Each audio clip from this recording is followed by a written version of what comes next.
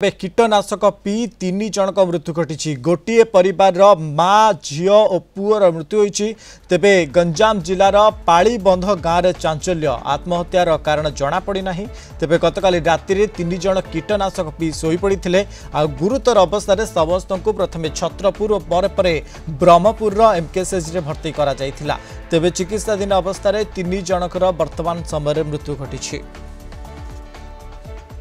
ए संपर्क अधिक आलोचना करबा आम सहित फोन लाइन जोड़ी दक्षिण ओडिशा मुख्य अच्छा प्रकाश पट्टनायक। प्रकाश वर्तमान समय जो कीटनाशक पी 3 जनक मृत्यु घटी अपडेट कौन रोचे कौन मृत्यु घटी? निश्चित देखो मनोज ये गोटे बहुत बड़ अभावन घटना कहले भूल हे ना कारण क्यों परिस्थिति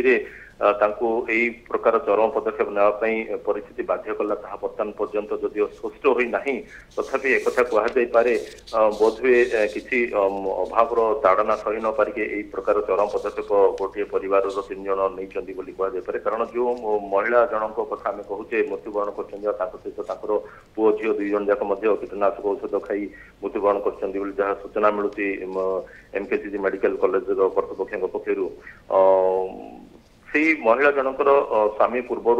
मरी जाऊँगी अर्थात से महिला जनक विधवा थे बोधहुए ताही कारण होता पारे किसी अभाव असुविधा को बोधहुए से दीर्घ वर्ष लगी सामना करती यही सब कारण जो से बोधहुए एक प्रकार चरम पदक्षेप ना बाध्य होती तेरे पुलिस तो बर्तमान घटना तदंत करुच्ची तदंत कले किसी स्पष्ट हम जहाँ सूचना अच्छे गतकाली राति घटना घटी गंजाम जिला गंजाम ब्लॉक पालीबंध पंचायत एक परिवार घरे जितेबले से गुरुतर हो पड़ते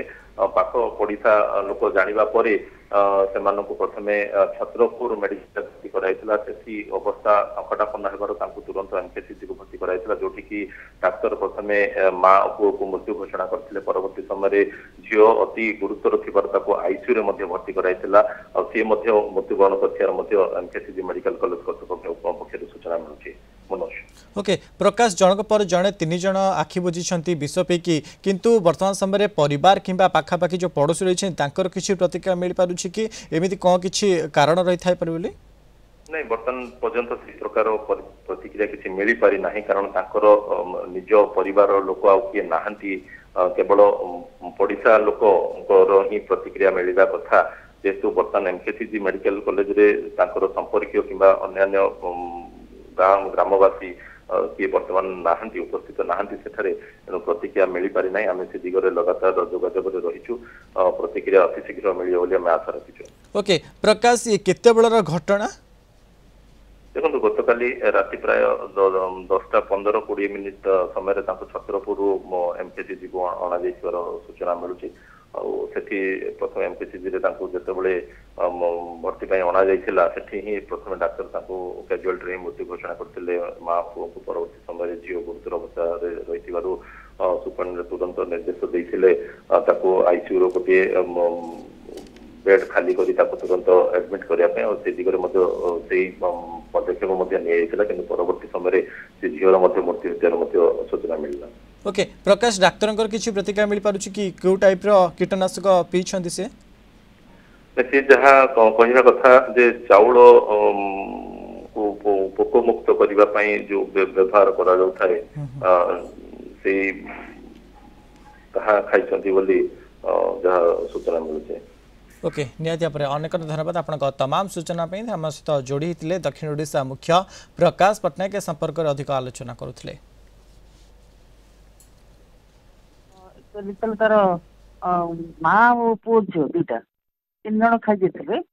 तो चावल जो विष पकाने से खाई माँ पुओ मरीगले आसिक कैजुआलिटी झीलटा आईसीयू आडमिशन मुझे आडमिशन टिकेट बेड दौन मुझे नाई दे दियो जहाँ दियो मरी सीरीयस थी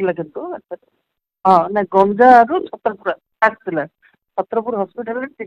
देखला छाड़दे पारे किसी कारण जाना पड़ा बंधु बांधव बापा ना मरी जाइए बंधु बांधव मैंने कहीपार तेज संपर्क में शुणुले कि एमकेसीजी सुपरिटेडेंट प्रतिक्रिया जो भाव में कीटनाशक पी 3 जनक मृत्यु घटी तेज वर्तमान समय पुलिस पहुंची तदंत आरंभ कर।